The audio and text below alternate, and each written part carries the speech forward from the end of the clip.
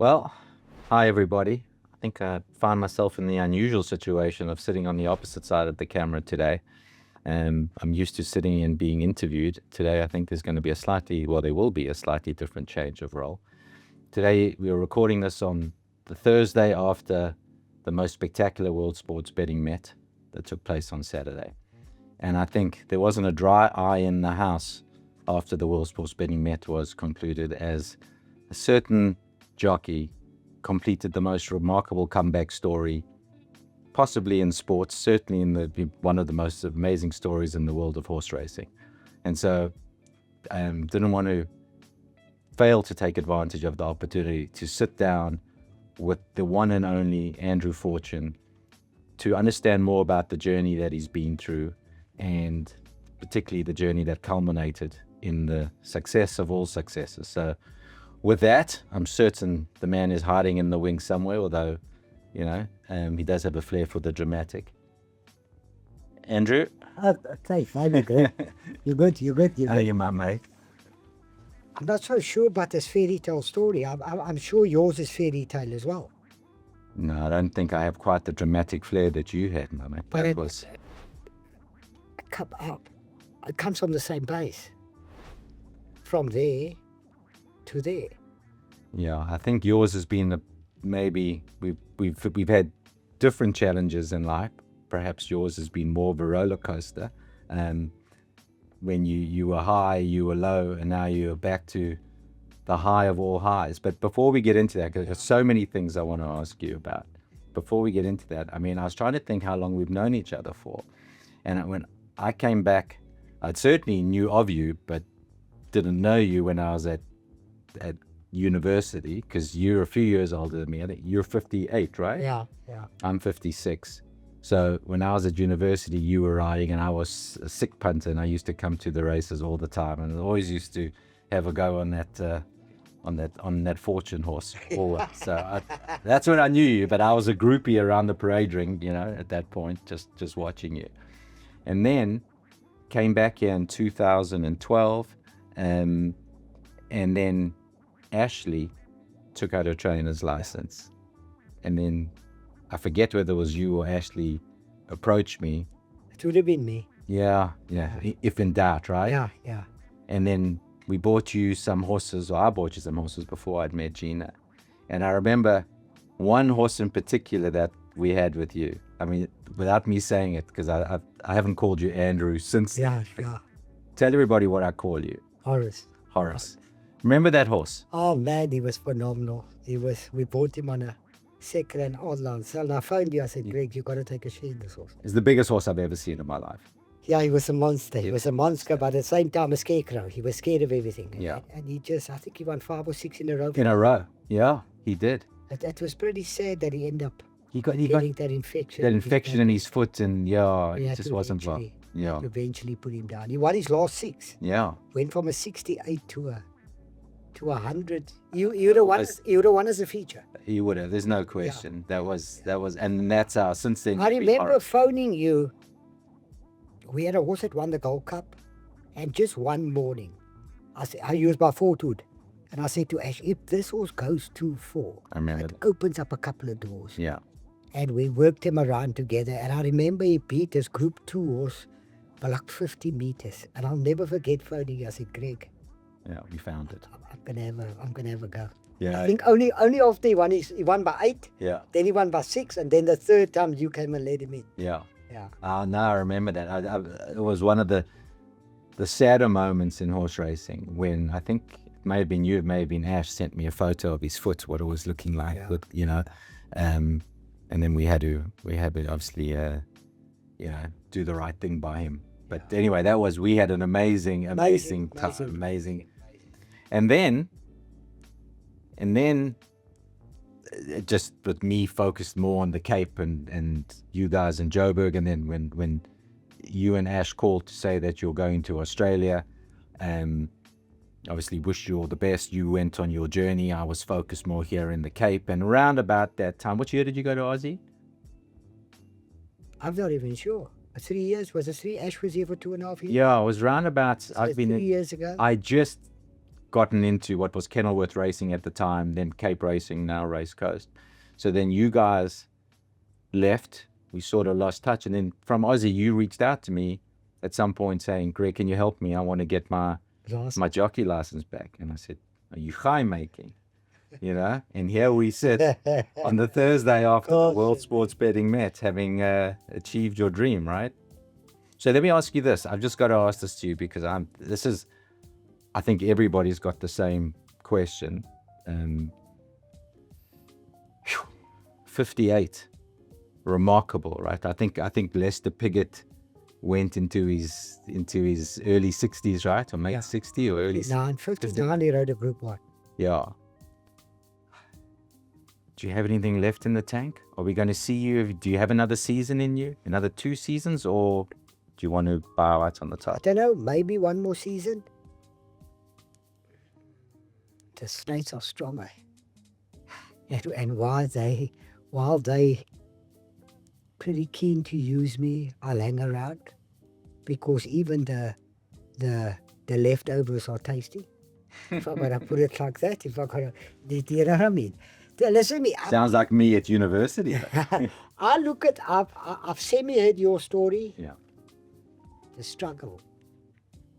There's got to be a struggle. Yeah. You got to go through the struggle. Tell me, before we talk about me, do you know the struggle I'm talking about? To get there. Oh, yeah. To get to... Oh, yeah. To get to... Well, you got to literally walk through the fire. It's so important. Like, actually, and I know my kids will wind up watching this. I think they'll wind up watching this. And my biggest concern that I've had for my kids, which fortunately things worked out for me ultimately in life and done okay, which means in theory I've been able to achieve for my kids, which I never had the luxury of, which is they don't need the struggle. And therein lies my biggest concern. Because how can you enjoy the highs if you haven't had the lows, right? It's all about that struggle for me, right? If it was the struggle who made me who I am, you being I don't think winning the World Sports Betting Met tastes as sweet if you never taste the depths of despair, right? No. Gotta go through the struggle, man. Yeah. You cannot avoid the struggle. You shouldn't allow, because there's so much blessing in that struggle. Yeah. Yeah, you can't have lightness without the dark, right? As the saying goes. I think it's more than that. So tell me yours. Tell me yours when you were at your lowest, when you thought, I don't think, because it's got to be, for me, a stage where you think, I don't think this is going to work, but I'm going to keep going. Yeah, for me,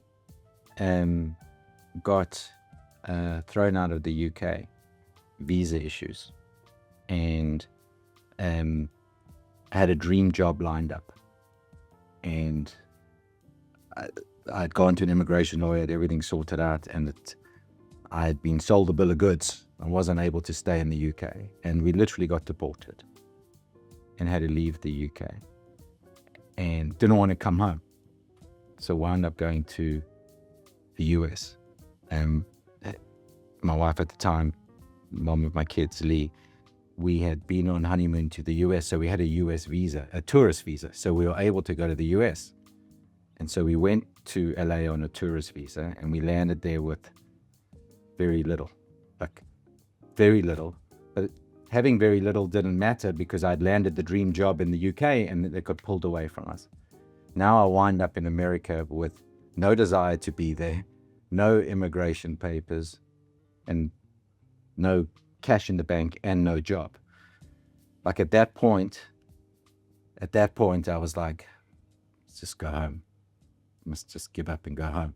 And that was my moment of sort of pushing through. Like that to me was the ultimate. There was had no idea how could I get a job. I was on a tourist visa, had no money in the bank. How am I going to pay for things? And it's funny how So what happened? a confluence of events, of certainly not giving up, and unbelievable good fortune. But then, like, the more you think about that old expression, like, the harder you work, the luckier you get, you know, somehow you put yourself in a position to receive the blessings, if you know what I'm saying. Yes. I don't call it lucky. I call it grace. Yeah. Like you say, from the universe. Yeah. That's what So it just happened that someone introduced me to someone who was able to introduce me somewhere to find something. And as you're at that, you know, that last dollar in the bank account, suddenly you turn, you know. So that struggle makes everything subsequently worth it. I mean, I talked to Owen, owns Hollywood Bets, and you talk about where that company is now, but the interesting part is not where they are now, but the juxtaposition about where they've come from. You know, it's everybody, you know, unless you are fortunate and you're born with that silver spoon and I would almost argue unfortunate, because it's that journey to get there that just makes everything worthwhile, you know? Nah, I don't think there's mistakes in this world. You had a job in there. Yeah. There's no mistakes. Yeah. So I get to Australia, they close every door. I can't become a track rider. Yeah. They just close everything up. So what were you doing? So you can't be a track rider. So can I ask you something? This has been on my mind like a personal thing. I've just got to take a sidebar, tell you. I told you we moved to America. So while I was struggling, trying to find a job with nothing, at that point in time, a year later, my family, my parents, immigrate to America. Okay. Which made things even more challenging because they did not necessarily have the means. My mom managed to get a job as a school teacher, and they were my dad was a doctor, a radiologist, but he knew that he couldn't work as Ollie. He's the hero of the interview. Like, it was. I love this story. I had 800. There is no mistakes. I tell people all the time. $872. That was my net worth. $72. $872. Yeah. Then we went to an immigration lawyer to try to get legal, and he charged $400. And now we had $472. And then the taxi to get back to where we do was $32. So we came back from the lawyer, the net worth of $440. Like, sleeping on the floor of my sister's apartment. Like, it's, you've got to go through that. God. You know? I love those stories, man. I love those stories. So I was sitting about my parents immigrated. My dad was a doctor in South Africa, a radiologist, but he wasn't licensed in America as a doctor. So despite being an outstanding doctor, he couldn't practice medicine. And he said, I don't care. I want to be in America because I want to be close to my kids. My sister had just moved a year before me to America, and now I was there. And it's like, at some point there'll be grandkids. I want to move to America. I said, don't, because you can't work. At this point, ironically, he was 56, which is my age today. And he came over to America, him and my mom, with not too much, thinking, I'll find something, even if I can't work as a doctor. But he struggled to find something. Who's looking to hire a South African doctor who can't be a doctor? Yeah. So what are you going to... And he had said, I don't care if I work at a grocery store, putting groceries in the bags. That's what he said before we jumped on the plane. But when you get there, suddenly the reality was different. In the end, he found something that was medically related, working in a radiology practice, but he couldn't be a doctor. And it killed him because he had so much to give and so much ability and so much potential, but couldn't work in that field. And in my mind, he became absolutely depressed because he couldn't use his talents. And he had talents. So I mention that story because I think of you. Yeah. You get to Australia, there you've got Ash, who gets up every morning to go to the track. did you feel sort of guilty that you weren't contributing, helpless that you couldn't contribute, frustrated that you couldn't do what you wanted to do, which was right? It's just all of it in one. Hopeless. Uh, just couldn't find any satisfaction. Because I always still believed I was so good with horses, riding wise. Yeah. And I just kind of couldn't get close to them. Because now where Ash worked, New South Wales owned the grounds. So I couldn't work there either. So I literally had to go out somewhere on farms to work. And I remember finding a job who paid me actually quite well. But the track was like this. So they expected me to half-pace horses. And it was wooden chip track. Sure. And it was scary, man. People were sending their horses for a break and I had to ride them. And I had to clean stables as well. And I only lasted for a little while because there was just no satisfaction for me, you know. So, and I look at that now, and it all led there. Because at that point you were messaging me saying, I'm thinking of coming back. I want to consider getting my license back. Can you help? You know? And then you came and I saw you in the parking lot just outside the studio where we were, you know? And I remember chatting and in my head, I don't know, I had flashbacks to sort of my dad, you know, when he was really so unhappy. There was my mom going to school every day to work as a teacher while he couldn't really contribute and he was frustrated and angry and, you know, I was just wondering, seeing you, I was getting the sense, in my mind, I was thinking that, how's he going to cope? He meaning you. How are you going to cope? But yet somehow, and as you were battling to get your license back and doing all of that, did you never lose hope? Were you always, because you went on a journey at the same time you're dealing with, can't do what you want to do in Australia, you're desperate to get licensed back here because you think it would lead to something there, and you're going back and forwards and you're away from Ash and the kids and what have you. Just tell me about your mindset at that point in time.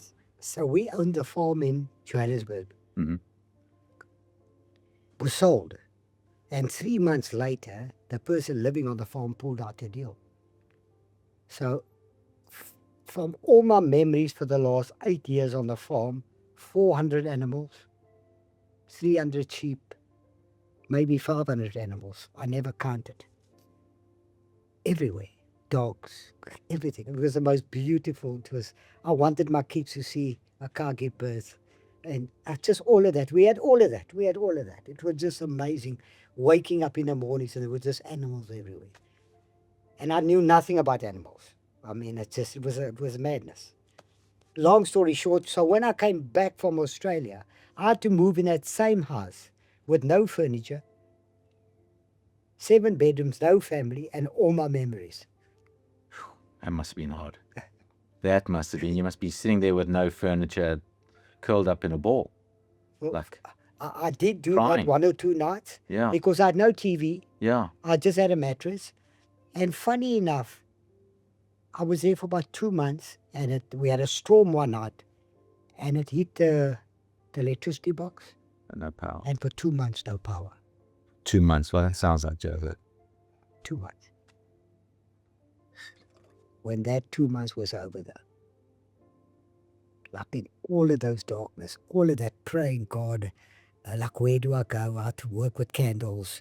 Oh, man. And how was Ashley during this time? Because now not only you guys are physically apart, she obviously loves you and is worried about you, and you're sitting there alone with no power in Joburg, with no job, in this big cavernous farm with no furniture. She must have been freaking out for you. She wanted me to come back. Yeah, I'm sure. And I wanted to go back. I'll never forget. I think I kept praying. And I always say to people, when I went for the championship, my Easter vision was strong. So it would tell me what I needed to do. It was very clear. And it was wake up 3 a.m. You can't believe. I was guarded so well. And it happened. And I won the championship. This time I prayed, but there was no answer. The answers came through people. So somebody would phone and say, I'm proud of you. Keep going. It changed. The biggest thing that changed for me, I stopped being a victim. That's so key. Oh man, it was the biggest thing. I phoned somebody in the recovery and he said, Andrew, do me a favor. Go write everything down and me and you will go through it. All that pain, crying and all of that, I looked at myself as a victim. And I wasn't. Yeah. And when I wrote everything down with tears in my eyes, I realized that I'm the villain. That, no man, you can't treat people like that and expect a different result. And that was, oh man, that was the biggest, because it took so much pain away from me. Sure. Very cathartic. Yeah. And then I kind of, it was a long journey. Yeah. The night before I said to God, like, I can't do this anymore. I'm going to have to, because I pray about everything. And I'm going to have to go back to Australia. It doesn't matter now if I've got to clean, because my ego's crushed now. Yeah. Ego completely. I'm like cleansed. I've walked through the fire. I'm like, I'm ready to surrender to anything. And the next day they phoned me and they said to me, we're going to give you a license. I believe in those stories about the dragon. Slaughter the dragon and you'll find the gold and the princess. I got to tell you something. I want to say two things. Okay. Can you, how good are your eyes and your glasses? No. Can you read what this is? What does the header say? When God was... No, read that. To Horace from Greg. To Horace from Greg. Yeah. Okay, I'm going to read you something. It's so funny because I came across a quote and it just made me think of you, and I'm going to read it to you. But I do want to tell a story about what happened on the morning of World Sports Betting Met Day on Saturday, 4 days ago. Yeah. Which to me encapsulates Andrew Fortune 2.0. It is the story. Big day. It's our biggest day of the year, the World Sports Betting Met here in the Cape. As always, on those days, I like to go to the office early, 6 a.m. or whatever it is, because I want, when our team comes to work early, big day ahead, they all sleep deprived, been working late the night before, getting there early. We want the day to go on flawlessly. They need to see my car.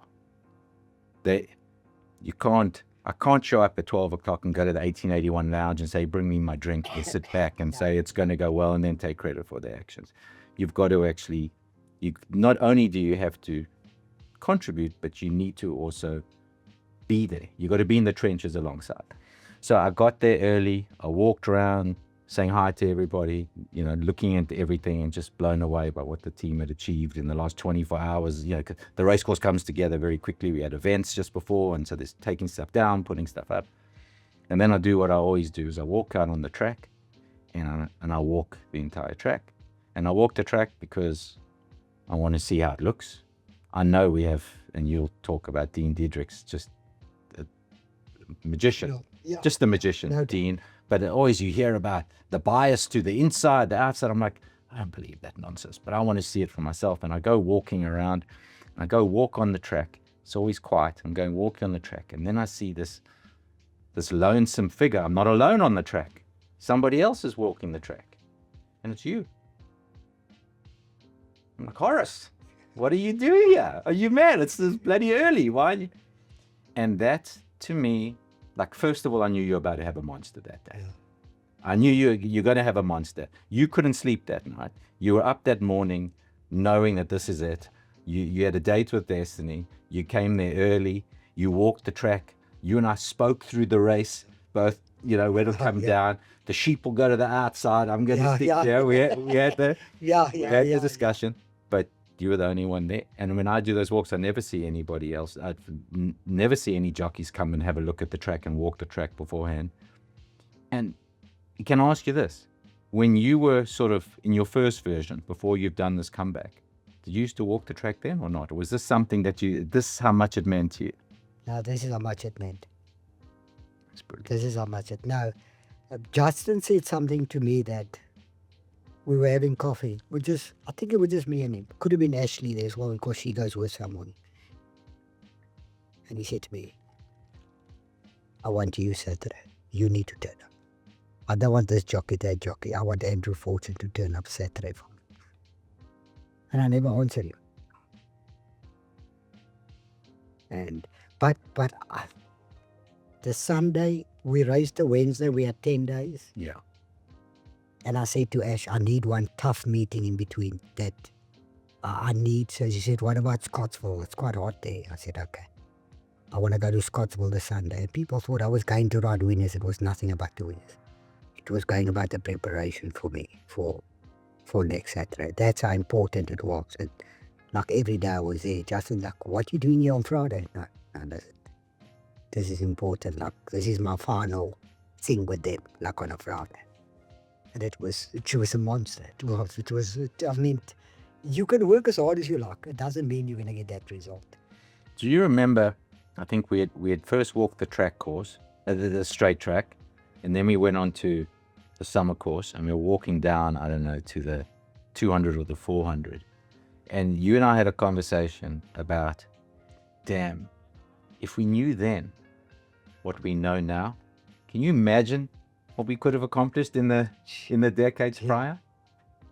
If I only knew now when I was 30. Luck. If you knew when you were 30 what you know now, you would, It's completely. I love it when I get home. Because now I feel at home.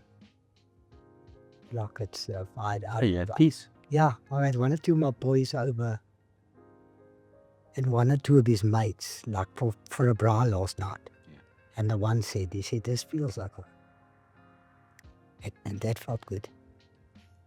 And he wasn't even part of the family. He just said to me, this feels like home. And I said, okay, that's good, man. Well, I think it radiates from you. I mean, what I sense with you now is you've become the best version of you. Why did it take so long? If you knew then what you know now. So I still want to hear that struggle. You went halfway. Look, so I think the struggle. $400 and odd dollars. Yeah, that was it. And then thankfully found a job and just went from there. And I think that the challenge that I had, this is similar in jockey terms perhaps, but I started working at a place where I'm a South African qualified accountant. Now in America, I promise you, Andrew, it's going to sound crazy. In South Africa, if you're an accountant, you're a CA. That's quite a noble thing. In America, go through, there it's not called a CA, it's called a CPA. If you ever heard an accountant, it's called a CPA, and I swear they put you beneath street sweeper. Like, it's just, you're an accountant. It means you can't create anything. You're just looking at what somebody else has done. It's like it has no worth there. So I found myself working in a place where everybody I worked with had gone to Harvard and had an MBA from Harvard or Stanford or Wharton or Columbia. And there's this accountant from UCT. And I was working as an analyst, which is the entry level, with everybody I worked with had just graduated. This you'll relate to. They were 21 years of age from Harvard, Wharton, Stanford. And I was 28 years old with a pregnant wife, okay, with this qualification that they don't understand. They think like I'm a lowly CPA. So I had to run 10 times faster and I had to jump 10 times higher, competing against the youngsters who had just come out of college. Well, I've got my daughter Alexa, had just, was now born, a few months old, out of my depth, got a atypical, untraditional background. There's something about having that chip on your shoulder that just makes you like, I'm going to show you. Yeah. And so that was, so it all was like just a fire. Yeah, it was a fire. Exactly. And I honestly believe that I out-hustled, outworked, outran everybody. And that is what it was. And that's what led to me sort of starting on that journey. And there is no question to me. There's no question There's no question when I look at you now, when I think of your last 12 months, you have outworked every single jockey out there. Yeah, every single one. I say it without fear of contradiction. I know it because I speak to just Andrew, and I see it and I've seen it. And that, I think, is the lesson for those that are watching this. That to me is the greatest inspiration of all. It is not, you've created your own luck. You've created your own positive karma by just doing what you need to do. There is no other way. There is no other way. It's, my boss always said, show people that you appreciate it. Yeah. Turn up. I made one decision. I was here at 2:45 for one reason. I was meant to be at 2:00. We were meant to start. Yeah. Yes. Show people that you appreciate it. Yeah. Justin starts at 5:45. I'm there 5:20. Brilliant. And I'll leave when he says I can leave. Simple. Simple. Simple. I get these. I try to explain to, and I'll mention his name, Elder. Nothing's going to happen, boy. Nothing's going to happen. Make it happen. Yeah. You got to go make it happen. And you will, the pain of regret is more than the invoice to success. The regret goal will be more painful. My daughter is setting up her business right now. She's in the process of setting up her business. And she's scared. She's setting up her business, scared of failure, right? Scared of competition, scared of all these things. And what I said to her, this morning, we're sitting here on Thursday, I said it to her this morning. We were at home just before I left to come here. I said to her, you have to out-savage everyone. You've just got to out-hustle, outwork. You just got to give it your all. You got, like every cliche you can think of, you got to leave it on the field. And I promise you, and I feel, to me, that's one of the things that I look at. I don't want to, it sounds cliche to say the current generation, but that is the one thing that I feel is often missing, is this work ethic, desire, hustle, that somehow I feel is more prevalent in the previous eras or generations. You know? I always say, if your dreams don't scare you, Yeah. that you want to run away, you're not dreaming big enough. Yeah. And I mean, I think you're at a point now, I feel personally I'm at a point where you feel like it doesn't matter what the world throws at you, you're going to win. I know Like, that. you know what I'm saying? No matter what comes at you, you're going to win, right? Yeah. There is. Oh man, it's. They can leave me in the desert. Yeah. And I'll find my way back. But that's what that's what comes from beating the hardest of times. That confidence that you have from having that struggle, having beaten the hardest of time. I now take the view I'm unbeatable. Like, and you take the view unbeatable. Self-esteem. Yeah. No, but I'm unbeatable now. It doesn't matter what comes away. And often in life, it's like, oh my goodness, like we'll overcome anything, right? I stand in the mirror and I do it myself because my self-esteem is so, and it's not arrogance, it's not ego, it's got nothing to do with that. And as I say, but I'm Andrew Fortune. Yeah. I can conquer anything. It doesn't matter what you throw at me. And life is going to throw things. Oh, yeah. So let me ask you something about the racing business, which blows me away at times, which is there is, no matter how good things are, there tends to be, it's been a constant in this industry, sort of a barrage of negativity. There's always, no matter what. Yeah. You know what I'm saying? Yeah. You know, we had every single horse capable of winning that Group 1 World Sports Betting met. We had as high a quality 11 horse field as you could imagine. There wasn't one horse in the country missing, not one. Yeah. And somebody says, you know, there's a catastrophe or racing is dealing with the fallout of the small World Sports Betting met field. I'm like, you're kidding. Like, talk about finding a glass half empty I mean, from the best field there is, right? Completely. I mean, So how do you deal with nothing that? was- Because you've dealt with criticism and negativity in this industry throughout your career. I cannot. Sadly, that's the world for you. You always gonna find the odd person. I always say to people, I walk down the road. I can't go throw stones at every dog. Otherwise, I'll never get to the end of the road. And I kind of find that in those people, that no matter what you do and how great it is, they'll find that little piece of negativity. I mean, you couldn't find a better mate. If you flew horses in, you couldn't fly another horse in to come and do it. The wait for age, 10. And I thought it was a phenomenal mate. Not because I won it. I thought the Barb went to the airport. They were giving out. It was phenomenal. I think Wills was betting done a phenomenal job. They killed it. They killed it. Killed it completely. Best one ever. Yeah.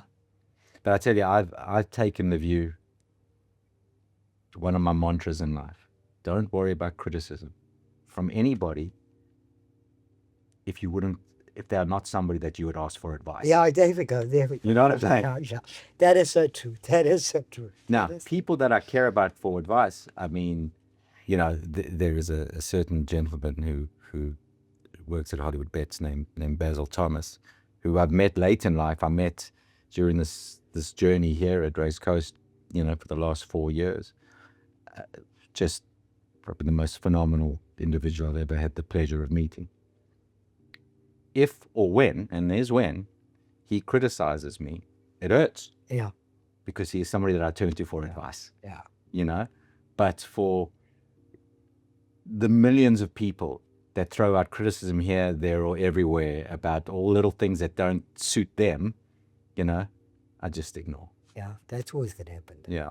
That's always. Ask me. I could be in trouble next week. I guarantee you will. Well, if we put a microphone in front of you, that's say, but you're spiritual now. You've turned to God. It doesn't mean I don't use foul language. Of course not. You know. So let me ask you, where did, for you, because it's clear in all our conversations, all the conversations you have publicly, you just have enormous faith in God. Where did this come from? When did this start? Was this a young Andrew Fortune? Is this something you discovered later in life? I'm 7 years old. They're having a colored bazaar. What do you mean by bazaar? Like a bazaar, they're selling market? biscuits, like a market, Yeah. colored bazaars, completely different to everybody else's bazaar. and I used to love it. It was like, I was this little free spirit, man. Always. My mother sent me to school at 4.5. And my mom sends me to go buy biscuits and things, and you get a ticket. And the hall is full of people, full of colors. They all want to win these groceries. Remember, we live in houses. It's battlers. I mean, these are battlers. And the first number gets pulled out, second number, the main prize is going to be pulled up. And a voice in my head says, look at your numbers. You're going to win it. I think it was 5 numbers, and they called it as it was going, and I looked at it. And I was too scared to go up. But that's not what I took out of it, because there was too many people, and I was only 7 years old. I was scared. I was just scared. I didn't want to go up. And I thought, oh, God. If I listen to that. And from there, obviously I lost it when I got on drugs and all of that, and I always wanted to challenge life. I used drugs the once. For 13 days I never ate. But the 14th day I was hungry. I couldn't stand anymore because I was so hallucinating, but I was hungry. I wanted to go sleep now. And somebody walked down the street and said, aren't you hungry? And they made me scrambled eggs. And I thought, if God could look after me then, why would he not guide me when I'm doing the right thing? When was this? When I was using. I'm talking 20 odd years ago. And from there, I built my relationship. And then I asked him, I said, send me a woman that will love me for me because I'm impossible to love. I can't love me. And he sent me Ashley. Who is the best? Just the most amazing soul. Oh, man. And why wouldn't I trust? Why wouldn't I trust? And every plan from being champion to the impossible made possible. Somebody said to me on Saturday, I prayed. And my prayer wasn't answered. I said, God, is it the met? Can I read you this? So this is what I'm going to give to you. So I printed out. It's like, I came across this, not now. Yeah. I came across this, I don't know, probably about a month ago. And you just came to mind. I'm like, I've got to, this is for Horace. I got to give him this quote. But I never got around to it. It was a busy month and what have you, and the Longmans King's Plate, and then into the World Sports Betting Met. And then I saw you in the morning before the World Sports Betting Met as we were walking the track. And after I said, oh shit, I must give this to Horace. And then you go and win. So I just want to read this to you because it's like, I think of you. When God wants to make man powerful, he doesn't crown him first, he breaks him. First, he strips away your comfort, your pride, your plans, until all that is left is what is real. That isn't punishment, it's training. Pain doesn't come to destroy you. It comes to stretch what is weak inside you, so you can carry the weight of your destiny. Every bad day, every betrayal, every heartbreak, that is God molding you piece by piece. You don't grow in comfort, you grow in chaos. The pressure that is breaking you now, that's the same pressure that will make you unstoppable. And when you are down on your knees thinking it's over, it isn't the end, it's the rebuild. Most people quit when it hurts, but the chosen ones will walk through the fire until their purpose starts glowing, every tear, every trial. And I read that, I'm like, and that's why I wrote To Horace from Green. Oh, yeah, thank you, man. It just made me think of you. It really did. It was, wow. So now I come back and Justin says a couple of owners agree that it's okay if I use you in Durban. You know, I'm not promising you anything. I said, please don't. Don't promise me anything. And somehow I just knew something would happen. Because I like him as a person, Justin. He's a soft soul. No, he's he's got a big mouth, but he's a proper soft soul. And whatever you do, he'll reward you. He's just that's him as a human being. Doesn't matter who you are. I'm not just talking about me, I'm talking about Keenan Stein, I'm talking about, that's him as a person. Well, you know what I think of the Snaith family. Yeah, and yeah. that's why, they are our close friends now. And then I wrote double Grand Slam. On the biggest stage, it's just I thought, no, man, this quite cannot be real. Justin says, no, you're right. This cannot be real, And then I knew, this is going to get probably huge. Yeah. So, let me ask you this. Yeah. Out of all the things you could have done when you spoke about in Australia and what have you, why get back your license? In other words, why did you go do the comeback to be a jockey? It is the most physically draining of endeavors. You are now, at that point, you have a very short run in. You're in your mid-50s, right? You don't have, like most of my bloody horses, you've got a very short run in. And you're at the very end.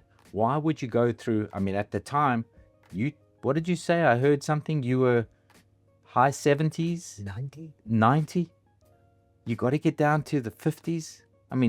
30, 40 kilos, it's impossible. Why make a comeback?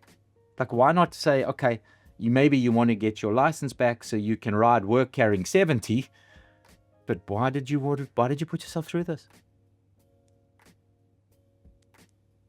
Because people said to me it was impossible. Did you do this for you, or did you do this for somebody else? For Ashley, for Aldo? I done it for love. I done it for the universe. I done it not to be remembered, but I've done it for the people that can't break the chains out of their heads telling them that put a certain ceiling down. And the ceiling should be so much higher. You know, people like,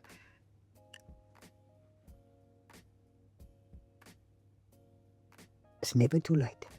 It's never too late. It's never too late. While you got breath in your body, it's never too late. You know, and I always wanted to do that when I got addicted to drugs, and I got very addicted, and I couldn't understand why that a human can get so weak. And I said, okay, now I want to go to the other end. I've gone to the weakness side, where when I took that first round, I could not stop, literally could not stop. I could not stop. I shouldn't tell, but I remember winning on Free My Heart. And I thought, I'm going to get drugs for 2 days. So I don't have to go out. I can just sit at home. I won a Group 1. I beat Jetmaster. I said to the order me, bring me 30 grams. And he said, why do you want so much? I said, I don't have to see you for 3 days. And I remember 5 o'clock in the morning, next morning, I phoned him. I said, I've run out of drugs. You have to deliver some more. And I was on my own. And I said, that is not possible. You are so addicted. It's just frightening. And I wanted to stop, and it took me another 5 years, I remember. I said, okay, when I come right, I want to go to the other end. Because that's how strong I am as a human. And I always still believe that while I see my weak state, I still believe that I was a strong person. And yeah. So I thought if I go, I got to go. I got to impress me. And I got to take it so deep that the whole world will look at it and say, wow. One of the things I was thinking about is, and I know this about my personality, is like, there are no half measures with me. I'm all in or I'm not in. And so I've struggled my whole life to find that balance. Like when I'm onto something, I'm all onto it, you know? And then when I'm no longer in, I'm completely out. I don't coast in anything. Yeah. Whether it's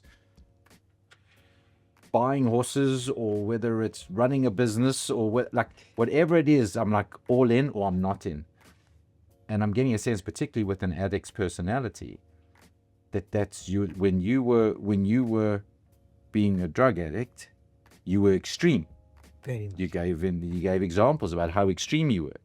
Then you decided recently to turn your attention to being the best jockey you can be. And you are sitting here, how much are you weighing in now? 54, 55, somewhere around there? I rode 53 years. You ran 50. I mean, that's extreme.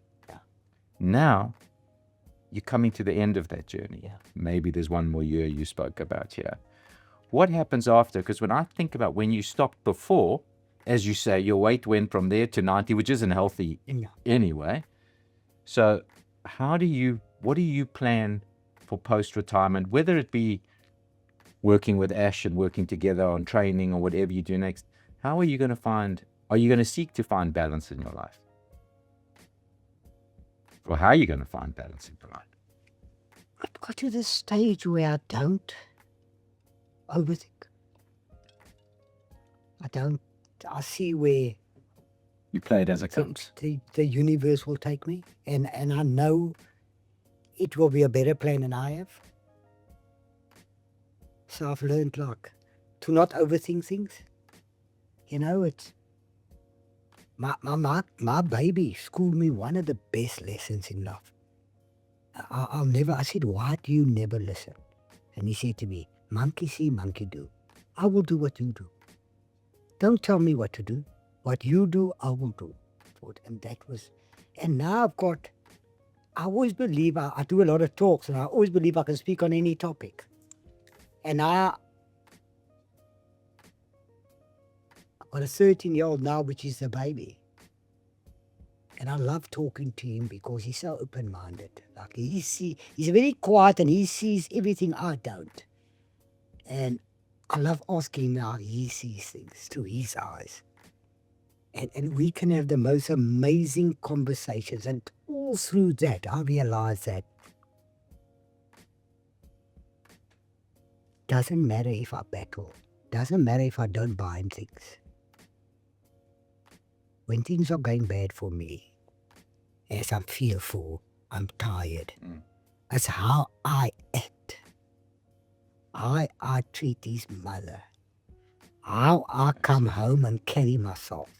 That's what he's going to become. I always ask him, do I love you? He said, yes. I said, why do you know that? He said, because you show it. And I love that. We back praying, can you believe it? I love that. I remember my mother, God bless her soul, always prayed with us. And I kind of miss those days. Because it made me feel like I belong. Like, yeah, part of something. Yeah. Yeah.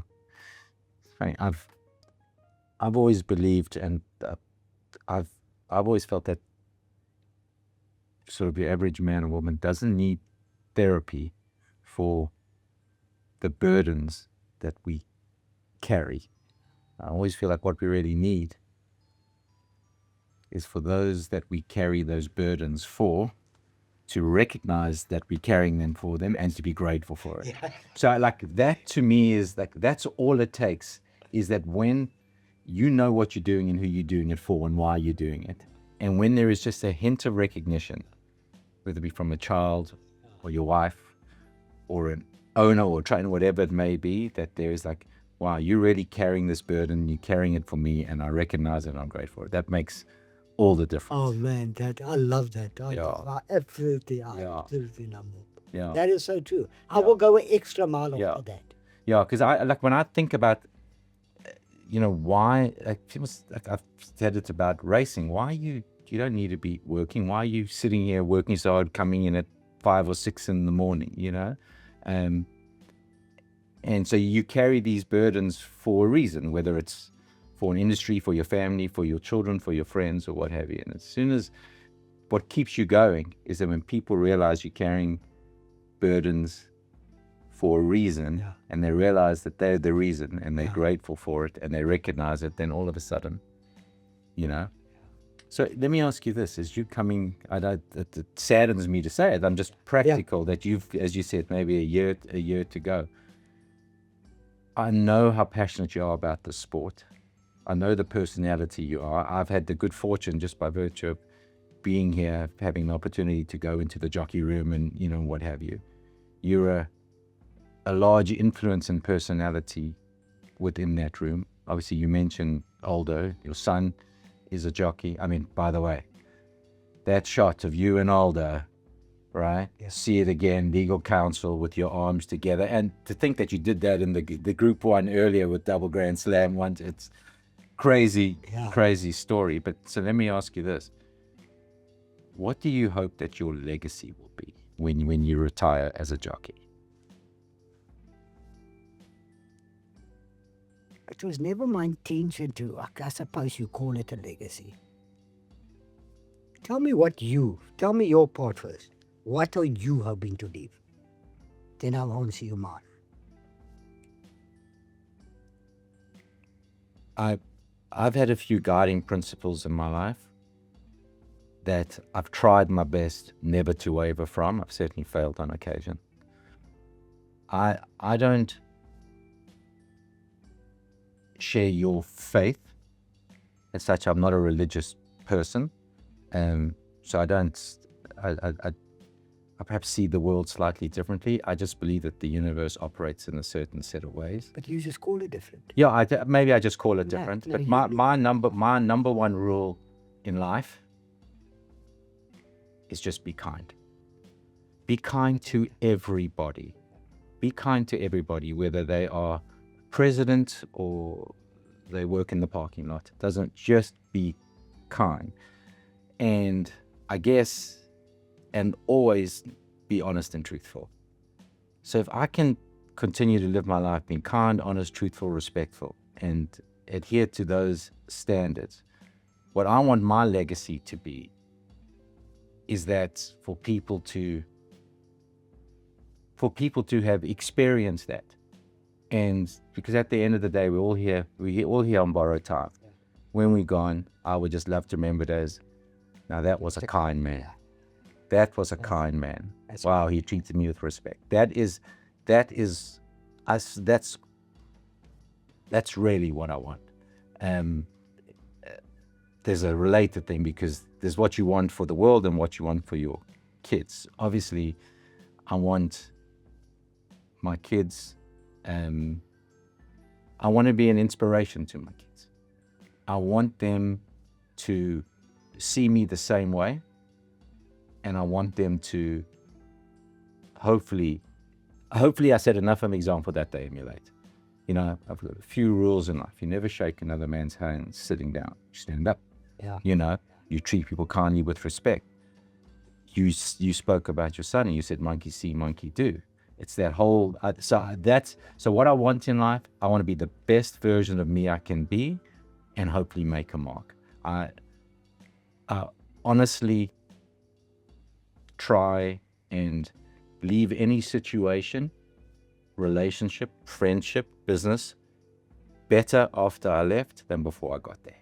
Make a positive mark. So when I step away from this place, Race Coast, hopefully people will say, wow, he really contributed. Well, I can tell you contributed. Yeah.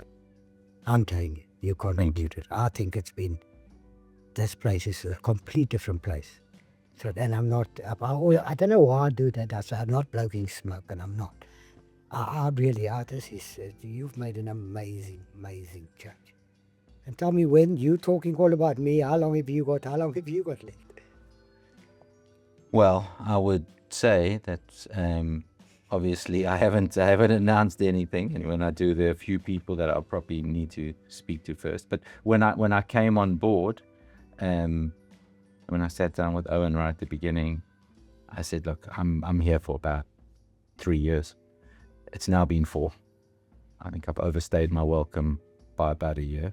So I would also say I've got a short running. Yeah. And I've said to everybody is I'm here for a good time, not a long time.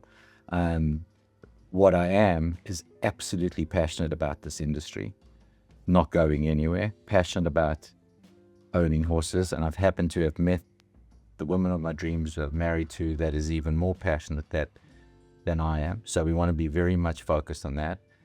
And when you talk about the changes that have happened here, telling you now, I can tell you that the one and only reason for the changes, and the one and only reason for the changes is the team here. And so it is, when we walked in the building in 2022, this place was a morgue. It was depressed. Yeah.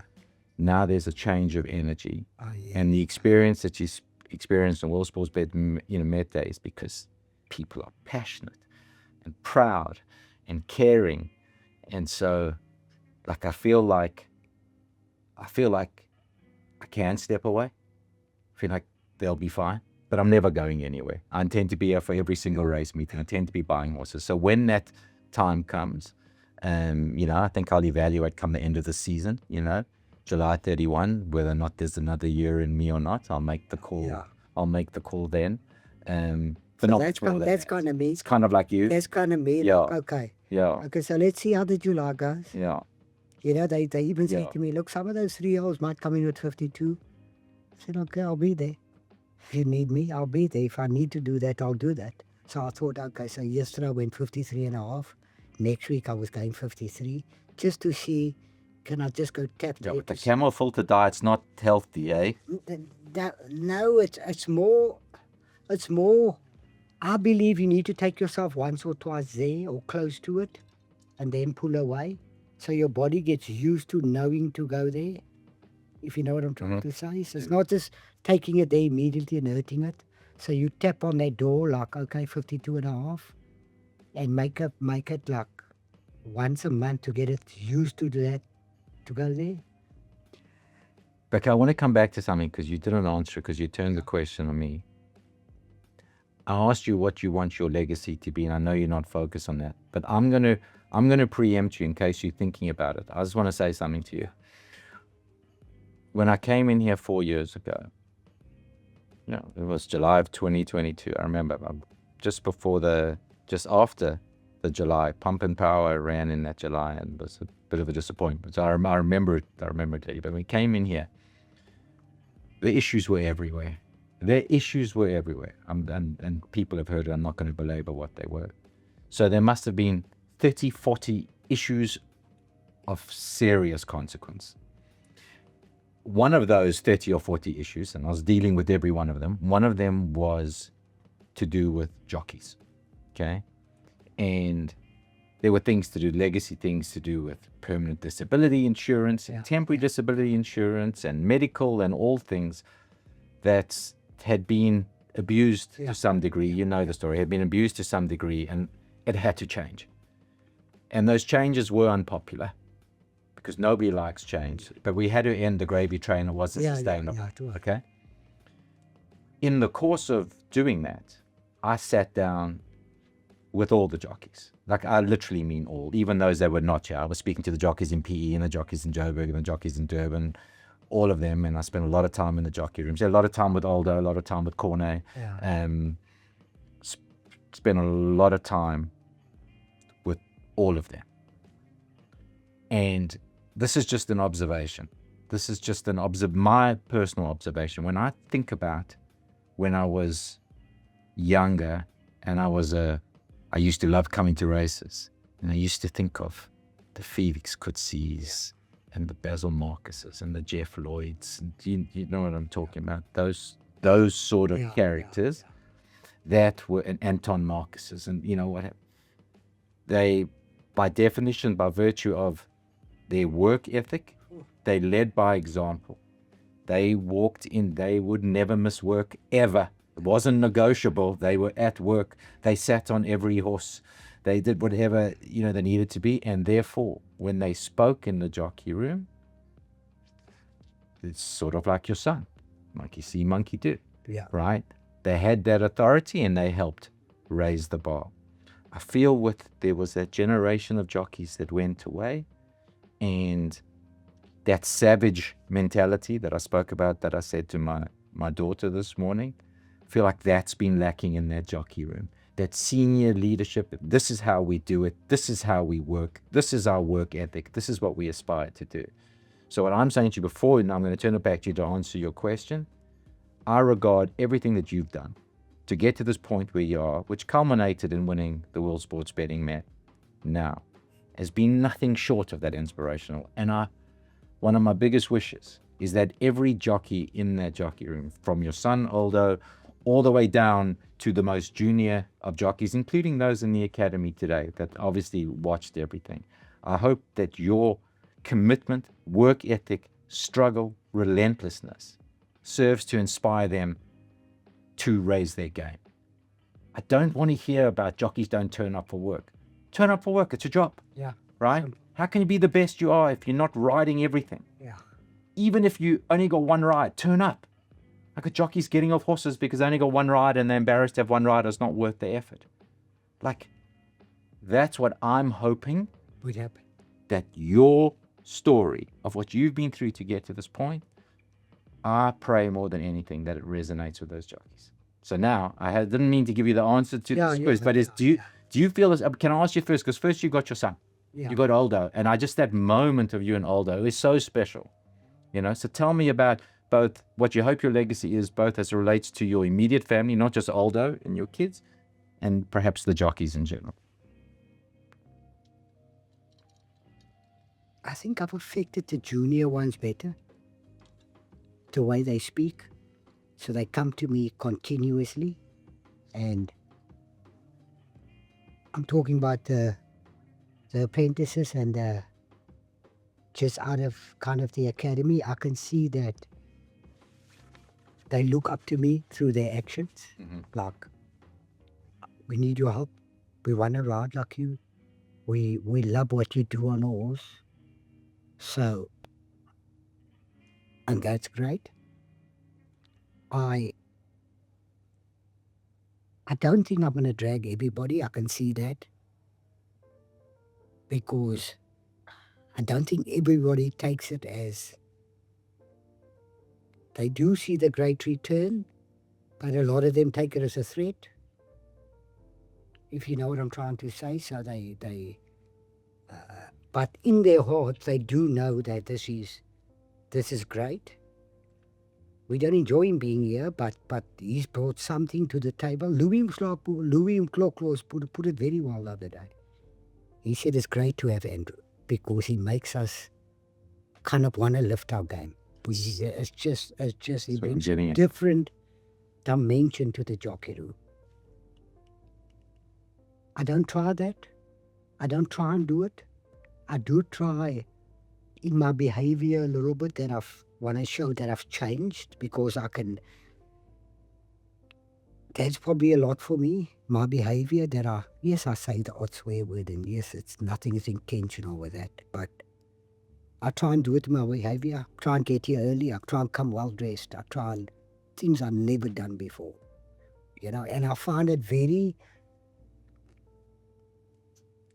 soul cathartic. Yeah, the soul type of thing. That okay, now you, why didn't you do this 30 years ago? Well, we spoke about. We come back to that all the time because I remember I would say to you, and with the greatest of respect, I'd say it to you that during perhaps certain periods in your career, perhaps your influence in the jockey room was the other way. Completely the opposite. Yeah. I remember Basil Marcus and them. They came with their own lunch.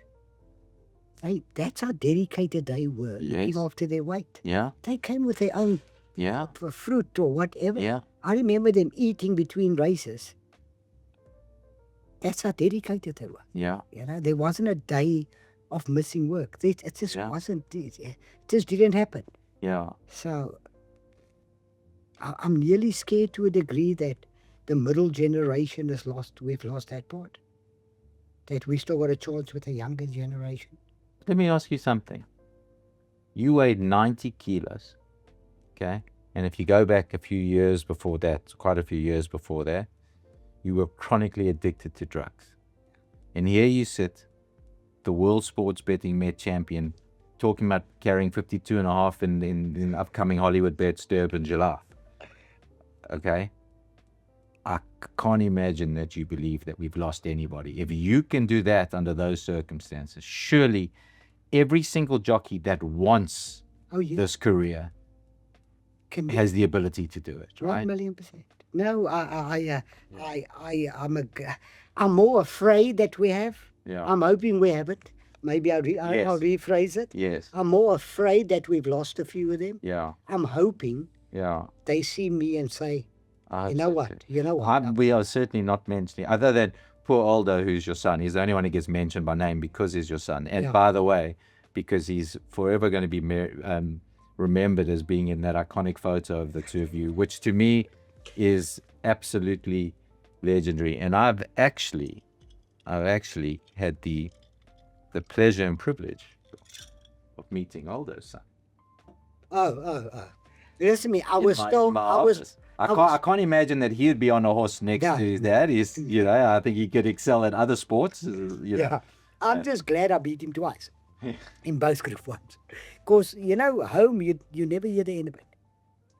I was never going to hear the end of it. So it was nice that Philly's plan worked out. Yeah. Because it was a complete different plan. And it was madness. It was like, I get tired of myself. Justin, I need to do this. Andrew, just hang on. Justin, I need to do this because this is going to happen and I can see I need to go there and there and there. Eventually he said to me, I think it was just to get me off his back. He said, listen to me, you know what you're doing. Yeah. Just carry on. Let me ask you this, as an ex-jockey in the future, maybe in a year's time, keep thinking about that because we have history of ex-jockeys becoming trainers, right? We had Basil Marcus, who's now working with, obviously, Adam, who's on an unbelievable run. We got Mace, and on it goes. Do you think that that's the logical next? And obviously we got Ashley, not as Ashley going into training. Is that the logical place for an ex-jockey to go because of how closely you work with horses? Or is the logical place, do you think, to work with other riders, to work with owners? I mean, I know you don't take it, you take it a day as it comes. And I'm thinking what I'm telling you now, even when I step away, There's no way on earth that we are going to lose Andrew Fortune to this industry. Yeah. You're too important to it. Yeah. You're too big a character. Yeah. I'm actually thinking about Andrew Fortune 3.0. I'm just like thinking ahead as to where you will be best served. I know you take it each day as it comes. I mean, how was it working with Ashley? That she was like, I mean, you know, working with your wife. She was, people, when we started, Yeah. people always thought it was Andrew. It was lucky to use my name. Yeah. But Yeah. no, man, she was 90% of the business. Oh, I acted. I experienced it with her. I She's acted like I fantastic. was important. Yeah. You know, the big man, Yeah. this must be done, but I never done anything. Yeah. I was one of those. Yeah. If a horse's back needed to be done, Yeah. like, hey, that horse's back is sore, she would do that. Yeah. If that is it, she was like a 7-in-1. Yeah, You could yeah. do anything. Yeah. When I was having a few ran on one, Ash, go do that horse's back. You know what I mean? She would start working. Oh, man, she was just brilliant. No, she's a proper. I'll never forget we got this 2-year-old flying. Anyway, we back her from 14-1 to favorite, and I tell the owner, I'll go get them drunk first, the Friday afternoon. So listen, me boys, drink. I said, no. Go put. I said, just keep going. I said, but now on this one tomorrow, whatever you put, I'll give your money back if it loses. I said, what? I said, and they went mad. Anyway, long story short, one, I brought the filly down to Cape Town and things didn't go right. I said, hey, have you seen this? She never used to tell me everything. She said, but I can't tell you those things because you're having so much money on it. Do you know what I mean? So I keep those secrets away. I said, hey, have you seen this niggle here? Yeah. No, I couldn't tell you. You were so confident that you were having so much money on it. If I told you that, then you wouldn't have spoken. Yeah. Like, look, she wanted. But she's just a machine, man. Just done all the vetting, all the this, all the that, everything. Listen, Ash is a natural at that. But I think the point that I was getting is the following. No, just you and I, we could go. Yeah. Not that there's a script. We could go in any direction. But recently, Carl Nesius came on board. Yeah. And as you know, has been involved in the jockey room and and to have a man like that, his poise, his knowledge, his calm, his influence has been an absolute blessing. I would hope that as you go through your years ahead, I believe that the amount of knowledge, passion, discipline, guidance that you could impart on the current and future jockeys is unbelievable. I think at the moment you can only impart it by virtue of example. Yeah. But in the future you can impart it by direct guidance. I would hope that no matter where the future takes you, that you have some way, some mentorship of the crop of jockeys as part of your future plans. That would be great. I'm hoping somebody would say, Andrew, come here and I'd like you to work from the bottom with the juniors, where it starts low in the core, before where you can still bend the tree quite a bit, where riding is concerned. Yeah. That would be nice, and see if we can produce a few champions. Yeah. Because I'm very much of understanding. You can ride a horse, we all can. I want to school you how to understand it, how they talk, how for you to love them, so they can love you back. I nearly see that with Seer again. Like I love him and I say to him, hey, you're the man. And you say that enough times to him, he starts saying things back. And people don't believe it. They do. I went to Justin the Monday and he was running in the paddock and I whistled. I said, hello, boy. And he came to me and screamed, it's like, it's just... The connection's real. Yeah, it is. It's real, yeah. So... Have you come off the high yet? Yeah, I have. I'm still a bit physically tired. Yeah. Because I've never been in that position where... So, the second's got to win. The fourth's got to win. The sixth's got to win. The eighth's got to win. And it just keeps going higher and higher and higher. And they're all winning. Yeah. So when the the one in the 8th or the 9th wins. It was like, and it wasn't just the horses, the riding. It was the planning, because I was part of it. It was the panels that I was part of, and It was everything. It was such a massive it build-up. was such a high, and Yeah. on every panel I was saying, just go, just go, just go. You know, I believe it's race over. And then it finally happened. Like, it's not even, I suppose, of being right. Like, you know, for men it's important to be right. You know, I mean, not that we get it at home. Yeah. But when we're out there saying, listen, Most times we're always wrong, but we never in doubt. So for Seer again to win it, it was very important for me, for Justin. Yeah. I could see it was important to him. You know, it was very important to him. So that was nice. That was absolutely brilliant. Listen, all I can tell you is this. You have brought such richness to our racing, brought richness to our lives. All I heard about was the Andrew Fortune story, and it was an absolute fairy tale. We are so fortunate that you decided to make the comeback. We are so fortunate that you never wavered off your path, and we are so fortunate that we got to witness it firsthand.